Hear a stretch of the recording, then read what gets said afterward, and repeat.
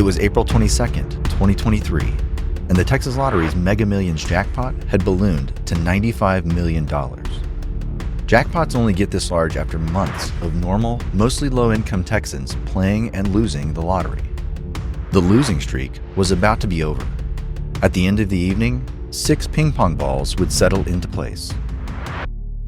At long last, the third largest jackpot in state history would be won. But this massive jackpot wouldn't be won by a hopeful Texan. It would go to an international gambling syndicate.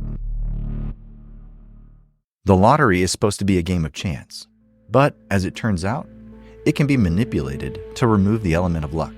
And the shadowy winner of the $95 million jackpot found a way to rig the system. Not only had the winner found a loophole to win, at the last minute, they had crucial help from inside the Texas Lottery Commission. From Texas Scorecard, I'm Daniel Greer, and this is Exposed, Gateway Drug.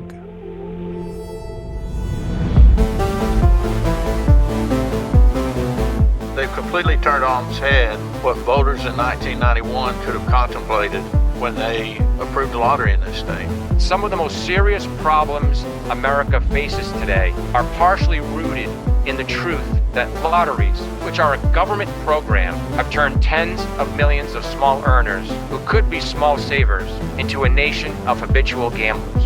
And I don't think the state would lose a thing by just shutting them down.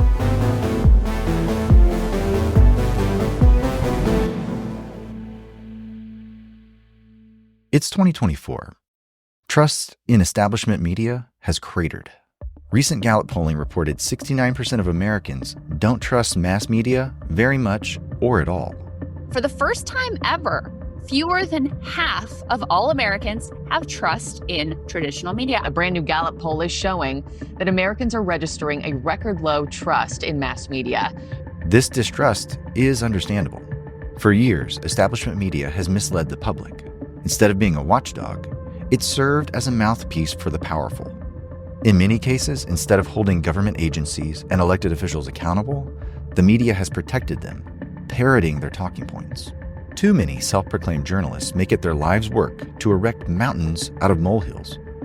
Meanwhile, they ignore the Mount Everest-sized stories looming in the background.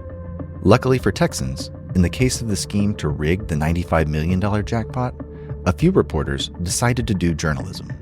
Houston Chronicle reporter Eric Dextheimer, Hearst Media's John Morowitz, and the lottery watchdog Don Nettles exposed the $95 million jackpot scandal. And I just felt like Texas lottery players just totally got taken to the cleaners on that one because Texans built the jackpot and Texans were entitled to that money and it didn't need to be given away to somebody else. But I was really furious with the Texas Lottery for allowing it. Still, as I've conducted research and interviews for this season of Exposed, most people I've spoken to aren't familiar with the story of this rigged jackpot. We'll get to the punchline soon enough, but first let's start by understanding the game that was rigged. The Texas Lottery in this story is not a scratch-off ticket. It's a pick'em game, and it's drawn every 3 days. Players select 6 numbers at machines set up in convenience and grocery stores. These terminals are distributed by the Texas Lottery Commission. Let me pause and point out 2 things that are crucial to the story: the machines and in-person playing. They're important because of the rules that have been in place since the 1990s. That's when state lawmakers established the lottery. But those rules were upended by a stealthy change made by the Lottery Commission in 2020. From the inception of the Texas Lottery, the transaction between the players and the Texas Lottery were a face-to-face transaction. The person went in a convenience store, purchased a ticket, and then left the convenience store. And that transaction was captured in 1, maybe 2 sentences in the rules of the Texas Lottery. It was like that up until 2020, in June of 2020, whenever they went through a rulemaking process. Historically, tickets have been bought in person at places where other business was being conducted. Then came 2020, COVID, and government restrictions and overreach in response. The Lottery Commission was no different. It changed its rules and opened the door to selling tickets on the internet. This change was made without direct input from lawmakers. It fundamentally changed how the Texas Lottery can be played. Lawmakers and longtime lottery observers have characterized this as an overstep by the Lottery Commission. Here's State Senator Bob Hall. And many of us feel it is a gross violation of the intent of the legislature that said no internet, no computers, no remote buying of the tickets. Let's get back to how the game is played. When a drawing occurs, if no winning tickets are sold, the jackpot rolls over into the next drawing. The $95 million jackpot in 2023 took 7 months to accumulate following this pattern of Texans not winning every 3 days. During a typical lottery drawing, the state can expect to sell about $1 to $2 million in tickets to hopeful Texans. That amount of money will buy up a small percentage of the total possible number combinations. That's the first thing that was different about this drawing. Nearly all of the possible number combinations were purchased. Don Nettles is an avid lottery player and runs a website dedicated to all things Texas Lottery. The Texas Lottery has confirmed that the coverage was 99.4%. That tells you that 99.4% of all combinations were sold that night. Coverage is normally 4%. Coverage refers to how many of the number combinations were bought. According to Nettles, based on the volume of sales for this particular drawing, she knew there would be a winner. She could also tell where the likely ticket would be sold before the drawing even occurred, and that massive purchasing was taking place. After the Wednesday night draw, the Texas Lottery advertised the next jackpot to be $74 million. That was for the Saturday night where it was won. And then on Thursday or Friday, they increased the jackpot to $83 million. And then on Saturday, before the draw, they increased the jackpot to $95 million. I knew that somebody was doing something because they can't go from the jackpot from $74 million to $95 million unless it was sales that was causing the increase. Dawn was so sure that she was accurately tracking the sales figures and number of tickets being sold that she called her shot. Come Saturday night, I had already posted on my website there would definitely be a winner. And she knew the location, or could guess, with good odds. How, you may ask? The vast majority of tickets for this drawing were sold at just 4 stores. This is the second anomaly. The tickets were being sold from a nondescript storefront with no lottery-branded advertising. Senator Hall investigated.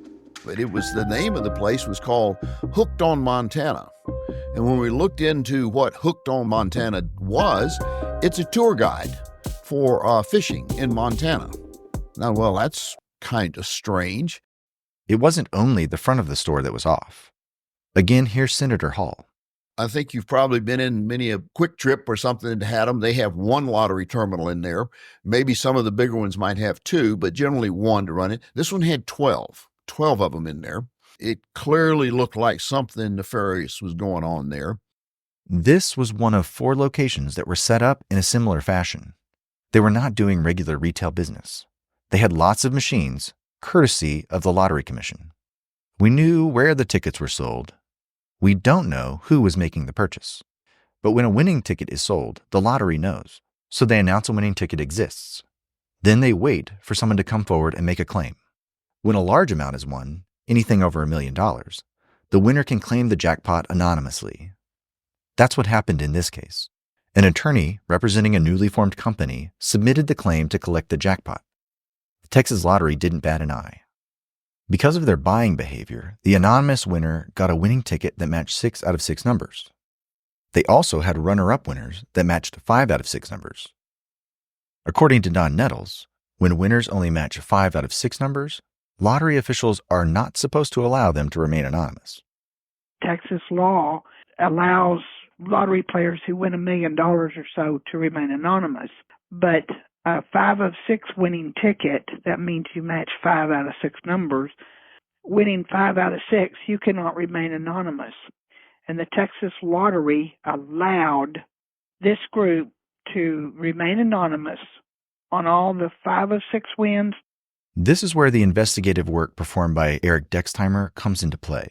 Following the win, Dextimer tracked down the would-be anonymous buyers, identifying a Malta-based businessman as the leader and a London betting company called Colossus Bets as the vehicle for the plot. During a committee hearing in 2024, State Representative Matt Shaheen characterized it this way. I'm shocked that you don't think there's an integrity issue. So let me assure you there is. You collaborated with a group of fiscal players. After a winner has come forward and the commission deals with anonymity, payment is the next phase. And how money is doled out depends on a winner's preference. The method chosen impacts the amount awarded. First, the state grabs taxes right off the top and sends them to the IRS. What's left can be paid either in annuities or a lump sum. If a winner chooses to take the winnings in a lump sum, the jackpot is cut in half. In this case, the international syndicate opted for a lump sum payment. That cut the jackpot to less than half of the original $95 million. But there's one other thing to consider when tallying their haul. As noted previously, since the syndicate purchased nearly all of the possible number combos, they also won runner-up prizes. What's shocking about this story is that the Texas Lottery Commission was aware that an obscene number of tickets were being purchased, but they did nothing to stop it. In fact, they helped facilitate the behavior. There's no question that, in my mind, the integrity, to the extent it exists in a game of lottery, that it was lost in this process. And I'm even more concerned with the report that it seemed as if the staff was supportive and working with the organization. Legislators, activists, and the media worked to unearth and expose what happened with this massive jackpot, questioning how this group was able to beat the odds so easily. The public attention worked. Lawmakers are investigating if using these third-party apps that allow people out of state to buy Texas lottery tickets violates state law. The Lottery Commission was on the hot seat. In multiple state committee hearings since the jackpot win, they've been asked how the rules could be changed in such a way that favored bulk buyers. The commission's testimony is universally unconvincing. It's clear that the Texas Lottery wasn't just an innocent bystander in this case. The very people who were supposed to ensure the integrity of the lottery system ended up enabling those with the money and resources to rig the game. Normally, the odds of winning the lottery are 1 in 25 million. With the commission's help, the international syndicate dragged their odds of winning down to 1 in 250. The house or its friends always win. Texas lottery players just totally got taken to the cleaners on that one because Texans built the jackpot and Texans were entitled to that money. This is the problem that Miss Nettles has with the lottery. She sees the Texas Lottery as a game for Texans, and the Texas way is diametrically opposed to rigged games. The lottery allowed players who, in this case, were wealthy international buyers, to buy tickets in bulk. That altered the fairness of the game. These consequences were inevitable and made possible by the Texas Lottery Commission writing rules allowing for online play. How did the international interlopers run their scheme? We know they must have produced millions of tickets on physical terminals in just 72 hours. It's unlikely that the overseas buyers could have manned the terminals. Paying people to punch numbers would cost a fortune. It would also likely take too long to buy up all the number combinations. So how did they pull it off? They used iPads and used the Texas Lottery app, the Texas Lottery app, not the other apps, to create QR codes. And that's how they bought the tickets. So the players didn't have to physically touch the machines. Again, the Texas Lottery, which sent the necessary machines to the lottery sellers, investigated and found that no laws had been violated. But, according to the rules, only approved apps can be used at a terminal. Unless the commission also approved the gambler's app, this activity is not in compliance with its rule. Throughout this scandal, the Texas Lottery Commission has scrambled to defend itself and the multi-million-dollar payout. They've repeatedly claimed that all procedures have been followed and no laws were broken. Even if they're taken at their word, legality doesn't equate to fairness. Since then, we've had some attention from the legislature and a sunset review and some hearings, and they're just not completely honest with everything that they're telling members of the legislature.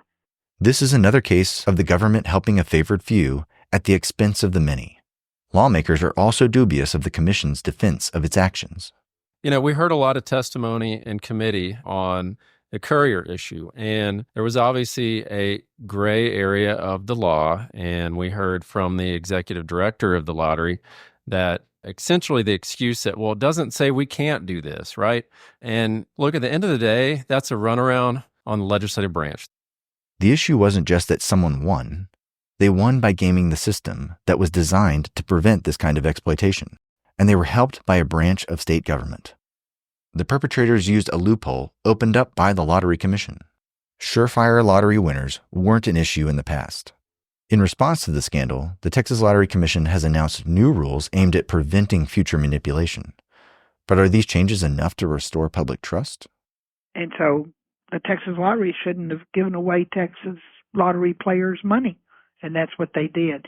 And then at that, since they were caught red-handed, they shouldn't have funded that jackpot. Instead of shutting down the problem, the lottery, even though it's the proximate cause, has said it can't do anything. There's a powerful lobby pushing to solidify this illegal expansion. If you recall, a powerful lobby was behind the lottery's creation too. The lobby for the Lottery Commission was very strong because they were also supported by the Gambling Commission. One more thing. This isn't the first time that an out-of-state winner has tried to cash in on the Texas Lottery. In 1994, a police officer from New Jersey, Scott Winner, spelled W-E-N-N-E-R, won a $10.5 million jackpot in Texas. The problem was, he bought the winning ticket over the phone. Pick a State, a vendor that operated much like lottery couriers do today, facilitated the sale. Which the general counsel at the time in the paper actually quotes that the state laws are still in effect, that you cannot purchase tickets over the phone, no matter what you call the contraption or the scheme.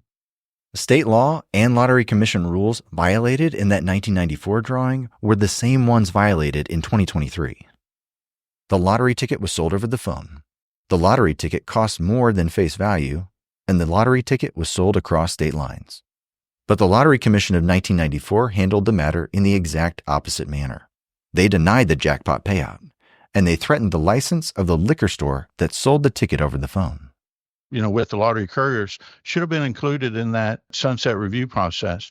Members of the legislature have been led to believe that this is a brand new phenomenon. This contrast in approach is something the Lottery Commission prefers to hide, which brings us to the question, can the lottery be fixed? If recent is trying to solve before the Texas legislature who is ignoring any indication, and who is proactively aiding the perversion of the lottery? Is it likely that the people running the lottery are working to fix the problem? If recent appearances before lawmakers are any indication, the answer to both questions is no. During the 2023 legislative session, lawmakers instructed the Lottery Commission to stop the sale of lottery tickets via courier services. Lawmakers attached a rider to the budget, making funds contingent on behavior.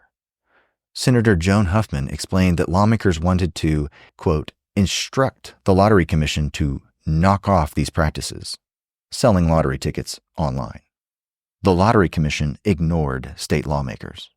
What they did is they changed what it meant to sell tickets in the state. So not only could it be a face-to-face transaction, but by their rules, and to this day, even in the meetings earlier this week, they maintain that a person can be on a phone, buy a ticket through one of these out-of-state, offshore, foreign companies, internet gaming companies, buy one of the Texas lottery tickets, and that it's not violating their rules.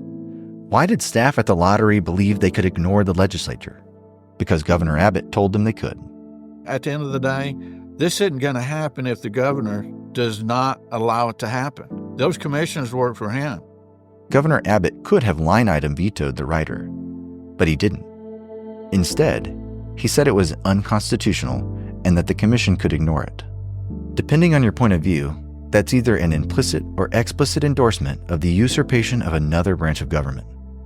Here's Senator Mays Middleton. Look, at the end of the day, this is something that's up to the legislature. It is a creation of the legislature, and it is wrong when a state agency finds a way to get around not just the black letter of the law, but the spirit of the law. The Lottery Commission is being defiant. It's also misleading Texas lawmakers. During recent hearings, the commission has claimed rules allowing for the sale of lottery tickets by courier services did not constitute a substantive change. They claimed that the out-of-state and not in-person sale of tickets was impossible for them to anticipate. But we've already seen that this has happened before, in 1994. In that instance, the Texas Lottery, adhering to the intent of the law, tried to stop the jackpot from being dispersed. This idea that somehow or another that the changes in 2020 did not affect what it meant to sell lottery tickets, we say is false, and we would encourage the commissioners to go look at the decisions that were made by your predecessors back in the 90s when tickets were sold over the phone. Not only is this not a new phenomenon, but the rigors are the same as well. A 1995 New York Times article quotes an attorney for the courier service. He's quoted as saying, "The state doesn't object to us bringing in all this money for them, or the international syndicates that buy millions of tickets through agents to improve their odds." Refreshing candor that Texans aren't getting from the Lottery Commission or courier lobbyists. The story of the rigged $95 million jackpot encapsulates everything that is wrong with the Texas lottery. State lawmakers and voters intended for the lottery to be played in person. The Lottery Commission changed the rules so online ticket sales could commence. They changed rules that were intentionally written after a similar scandal occurred 2 decades ago, then lied to lawmakers about the substance of that change. Texans, mostly poor players, filled a jackpot only to have it taken by an international syndicate, and the Lottery Commission didn't bat an eye. In fact, they held the door open and made excuses for the rigged game, how it's played, and their own role in the win. We don't want to see the state of Texas turn into a state like Oklahoma or Louisiana where, you got 100 plus casinos. You can't drive through the state without seeing billboards everywhere.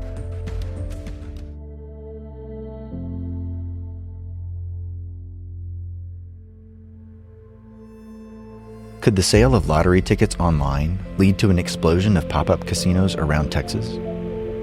Join us next time as we explore how lawmakers, the Attorney General, and the Governor are potentially playing with fire by allowing online lottery ticket sales.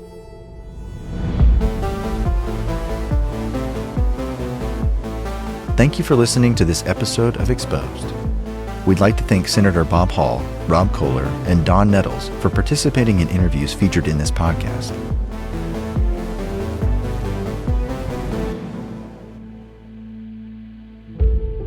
Exposed is a product of Texas Scorecard, the leading source on government and culture in Texas. For more information, go to texasscorecard.com.